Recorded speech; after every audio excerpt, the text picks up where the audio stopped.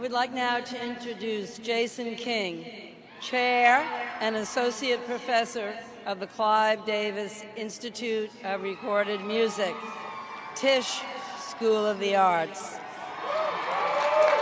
who will present the candidate for Doctor of Fine Arts.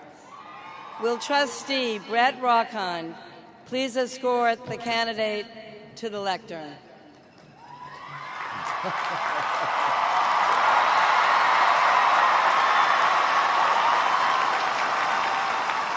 Taylor Swift, blazing singer-songwriter, producer, director, actress, pioneering and influential advocate for artists' rights, and philanthropist. You have brought joy and resolve to your hundreds of millions of fans throughout the world. One of the best-selling music artists in history, you have crossed genres, demographics, age groups, and borders of all kinds to touch lives around the globe. With 9 original studio albums, 2 re-recorded studio albums, 5 extended plays, 3 live albums, and 14 compilations, you have sold well over 100 million album units, earning awards and honors in every category. You have used the remarkable platform you earned to galvanize support for the Equality Act, to prevent discrimination on the basis of sexual orientation and gender identity. And you have spoken out, and you have supported initiatives to protect women and girls from harassment and sexual assault. You have donated significantly to victims of floods and tornadoes, for cancer research, literacy programs for children, and public education. You have fearlessly challenged the exploitation of music artists and successfully championed their right to be compensated for their work.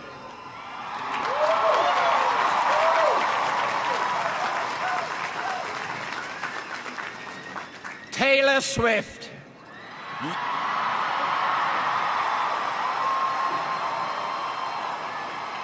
You are a role model across the world for your unprecedented talent and accomplishment, your fierce advocacy for protection of those facing discrimination, and your commitment to speaking out forcefully, eloquently, and effectively on behalf of all artists. By virtue of the authority vested in me, I am pleased to confer upon you the degree of Doctor of Fine Arts, honoris causa.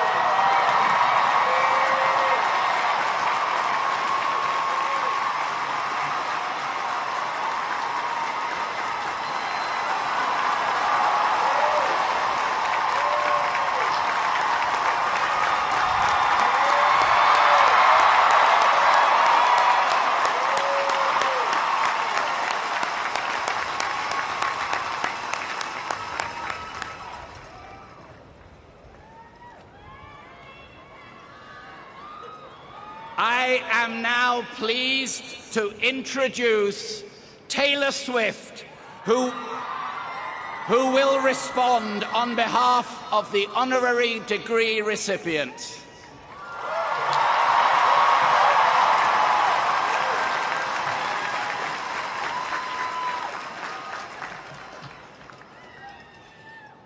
Hi, I'm Taylor.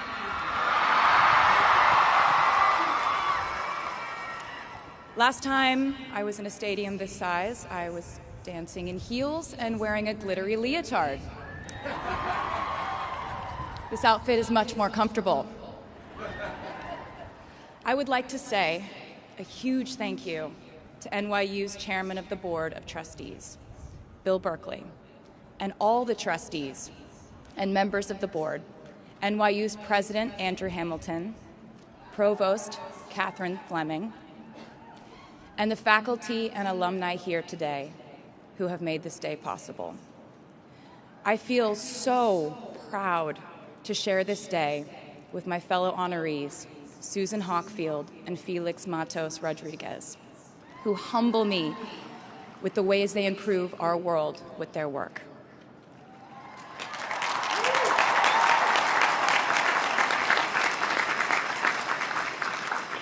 As for me, I'm 90% sure the main reason I'm here is because I have a song called 22.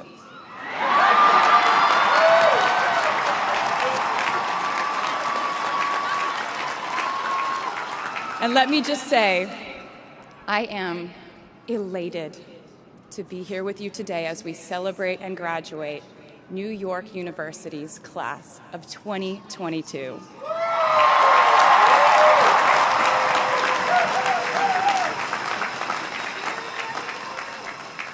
Not a single one of us here today has done it alone. We are each a patchwork quilt of those who have loved us, those who have believed in our futures, those who showed us empathy and kindness, or told us the truth even when it wasn't easy to hear. Those who told us we could do it when there was absolutely no proof of that. Someone read stories to you and taught you to dream and offered up some moral code of right and wrong for you to try and live by. Someone tried their best to explain every concept in this insanely complex world to the child that was you as you asked a bazillion questions like, how does the moon work? And why can we eat salad but not grass? And maybe they didn't do it perfectly. No one ever can. Maybe they aren't with us anymore. In that case, I hope you'll remember them today. If they are in this stadium, I hope you'll find your own way to express your gratitude for all the steps and missteps that have led us to this common destination.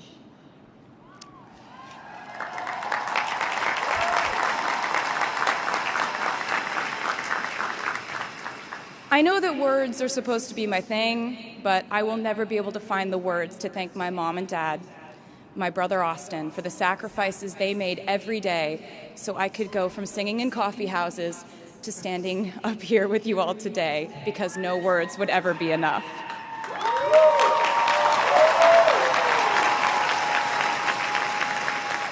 To all the incredible parents, family members, mentors, teachers, allies, friends, and loved ones here today who have supported these students in their pursuit of educational enrichment, let me say to you now, welcome to New York. It's been waiting for you.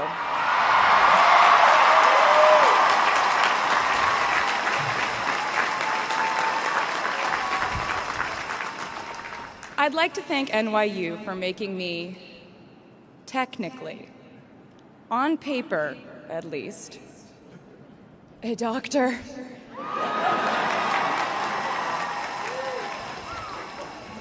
Not the type of doctor you would want around in case of an emergency.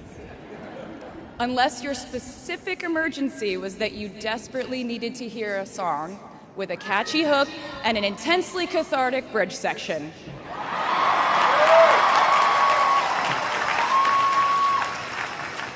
Or if your emergency was that you needed a person who can name over 50 breeds of cats in 1 minute. I never got to have a normal college experience, per se. I went to public high school until 10th grade, and then finished my education doing homeschool work on the floors of airport terminals. Then I went out on the road for radio tour, which sounds incredibly glamorous, but in reality, it consisted of a rental car, motels, and my mom and I pretending to have loud mother-daughter fights with each other during boarding so no one would want the empty seat between us on Southwest. As a kid, I always thought I would go away to college, imagining the posters I would hang on the wall of my freshman dorm. I even set the ending of my music video from my song Love Story at my fantasy imaginary college, where I meet a male model reading a book on the grass, and with one single glance, we realized we had been in love in our past lives. Which is exactly what you guys all experienced at some point in the last 4 years, right?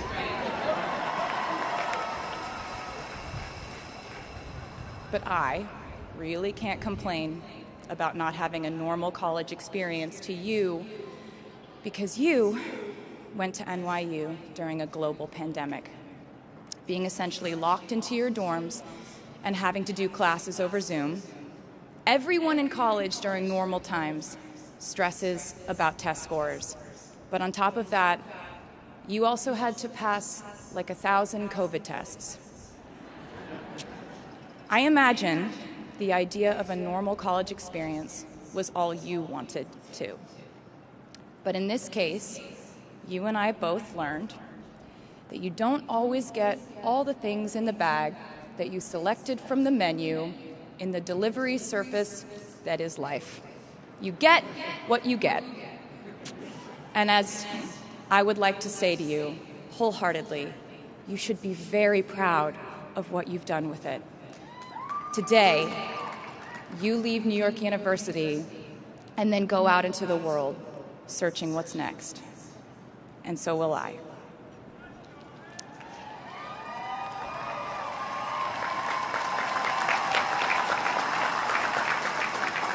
So as a rule, I try not to give anyone unsolicited advice unless they ask for it. I'll go into this more later. I guess I have been officially solicited in this situation to impart whatever wisdom I might have to tell you things that have helped me so far in my life. Please bear in mind that I in no way feel qualified to tell you what to do. You've worked and struggled and sacrificed and studied and dreamed your way here today. And so you know what you're doing. You'll do things differently than I did them, and for different reasons. So I won't tell you what to do, because no one likes that.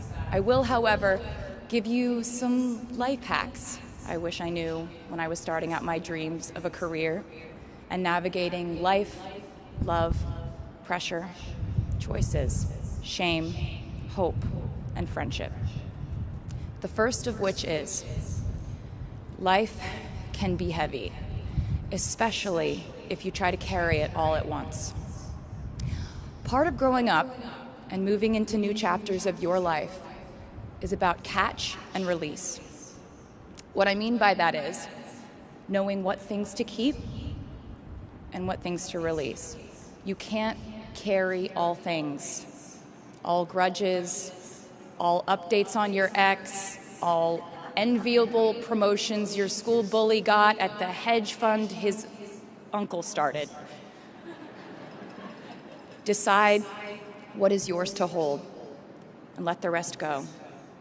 Oftentimes, the good things in your life are lighter anyway, so there's more room for them. One toxic relationship can outweigh so many wonderful, simple joys. You get to pick what your life has time and room for. Be discerning. Secondly, learn to live alongside cringe. No matter how hard you try to avoid being cringe, you will look back on your life and cringe retrospectively.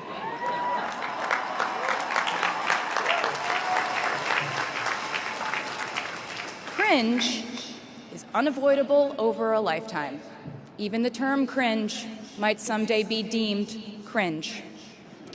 I promise you, you're probably doing or wearing something right now that you will look back on later and find revolting and hilarious.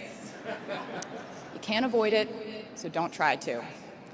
For example, I had a phase where, for the entirety of 2012, I dressed like a 1950s housewife. But you know what? I was having fun. Trends and phases are fun. Looking back and laughing is fun. And while we're talking about things that make us squirm but really shouldn't, I'd like to say I'm a big advocate for not hiding your enthusiasm for things.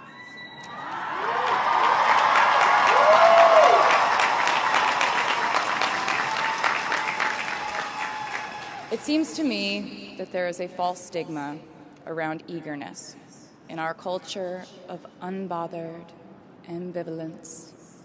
This outlook perpetuates the idea that it's not cool to want it. The people who don't try are fundamentally more chic than people who do. And I wouldn't know because I've been a lot of things, but I've never been an expert on chic. But I'm the one who's up here, so you have to listen to me when I say this. Never be ashamed of trying. Effortlessness is a myth.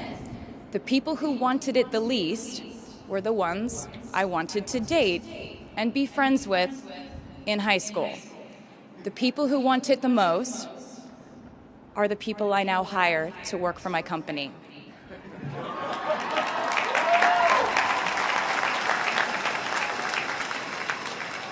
I started writing songs when I was 12, and since then, it's been the compass guiding my life, and in turn, my life guided my writing. Everything I do is just an extension of my writing, whether it's directing videos or a short film, creating the visuals for a tour, or standing on a stage performing. Everything is connected by my love of the craft. The thrill of working through ideas and narrowing them down and polishing it all up in the end, editing, waking up in the middle of the night, throwing out the old idea because you just thought of a newer, better one, or a plot device that ties the whole thing together. There's a reason they call it a hook. Sometimes a string of words just ensnares me, and I can't focus on anything until it's been recorded or written down. As a songwriter, I've never been able to sit still or stay in one creative place for too long. I've made and released 11 albums, and in the process, I've switched genre from country to pop to alternative to folk. And this might sound like a very songwriter-centric line of discussion, but in a way, I really do think we are all writers. And most of us write in a different voice for different situations. You write differently in your Instagram stories than you do your senior thesis. You send a different type of email to your boss than you do your best friend from home. We are all literary chameleons, and I think it's fascinating. It's just a continuation of the idea that we are so many things all the time. And I know it can be really overwhelming figuring out who to be and when. Who you are now, and how to act in order to get where you want to go. I have some good news. It's totally up to you. I have some terrifying news. It's totally up to you. I said to you earlier that I don't ever offer advice unless someone asks me for it, and now I'll tell you why. As a person who started my very public career at the age of 15, it came with a price. And that price was years of unsolicited advice. Being the youngest person in every room for over a decade meant that I was constantly being issued warnings from older members of the music industry, media, interviewers, executives, and this advice often presented itself as thinly veiled warnings. See, I was a teenager at a time when our society was absolutely obsessed with the idea of having perfect young female role models. It felt like every interview I did included slight barbs by the interviewer about me one day running off the rails. And that meant a different thing to every person who said it to me. So I became a young adult while being fed the message that if I didn't make any mistakes, all the children of America would grow up to be perfect angels. However, if I did slip up, the entire earth would fall off its axis, and it would be entirely my fault, and I would go to pop star jail forever and ever. It was all centered around the idea that mistakes equal failure, and ultimately the loss of any chance at a happy or rewarding life. This has not been my experience. My experience has been that my mistakes led to the best things in my life. And being embarrassed when you mess up, it's part of the human experience. Getting back up, dusting yourself off, and seeing who still wants to hang out with you afterward and laugh about it, that's a gift. The times I was told no, or wasn't included, wasn't chosen, didn't win, didn't make the cut, looking back, it really feels like those moments were as important, if not more crucial, than the moments I was told yes. Not being invited to the parties and sleepovers in my hometown made me feel hopelessly lonely. But because I felt alone, I would sit in my room and write the songs that would get me a ticket somewhere else. Having label executives in Nashville tell me that only 35-year-old housewives listen to country music, and there was no place for a 13-year-old on their roster, made me cry in the car on the way home. But then I'd post my songs on my MySpace. And yes, MySpace. And I would message with other teenagers like me who loved country music, but just didn't have anyone singing from their perspective. Having journalists write in-depth, oftentimes critical pieces about who they perceived me to be made me feel like I was living in some weird simulation. But it also made me look inward to learn about who I actually am. Having the world treat my love life like a spectator sport in which I lose every single game was not a great way to date in my teens and 20s. But it taught me to protect my private life fiercely.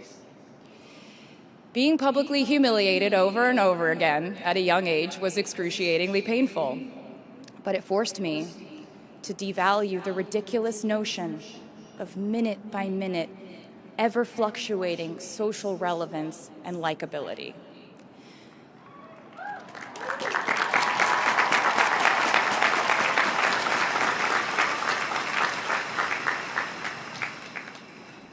Getting canceled on the internet and nearly losing my career gave me an excellent knowledge of all the types of wine.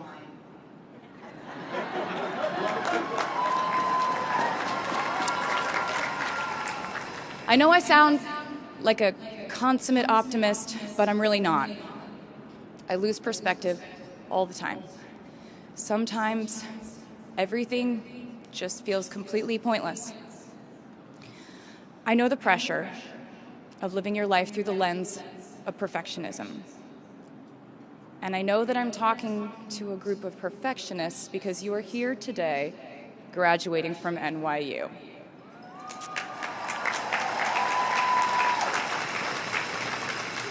So this might be hard for you to hear. In your life, you will inevitably misspeak, trust the wrong person, underreact, overreact, hurt the people who didn't deserve it, overthink, not think at all, self-sabotage, create a reality where only your experience exists, ruin perfectly good moments for yourself and others, deny any wrongdoing, not take the steps to make it right, feel very guilty, let the guilt eat at you, hit rock bottom, finally address the pain you caused, try to do better next time, rinse, repeat.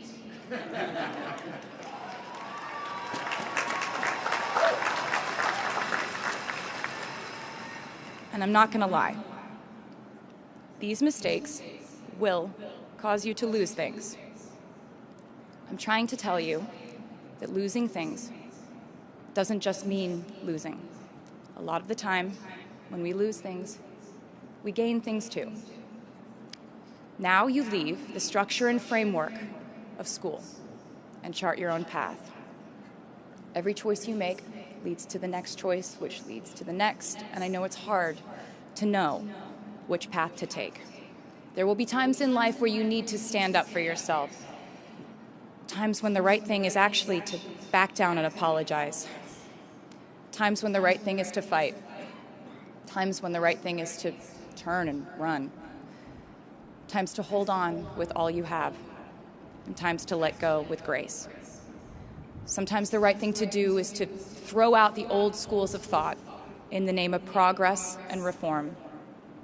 Sometimes the right thing to do is to sit and listen to the wisdom of those who have come before us. How will you know what the right choice is in these crucial moments? You won't. How do I give advice to this many people about their life choices? I won't. The scary news is you're on your own now. But the cool news is you're on your own now.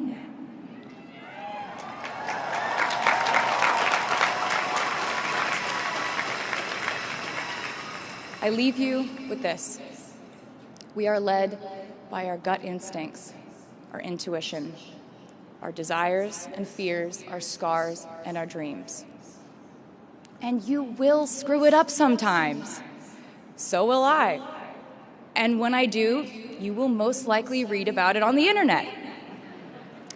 Anyway, hard things will happen to us. We will recover. We will learn from it. We will grow more resilient because of it. And as long as we are fortunate enough to be breathing, we will breathe in, breathe through, breathe deep, and breathe out. And I am a doctor now, so I know how breathing works. I hope you know how proud I am to share this day with you. We're doing this together, so let's just keep dancing like we're the class of 22.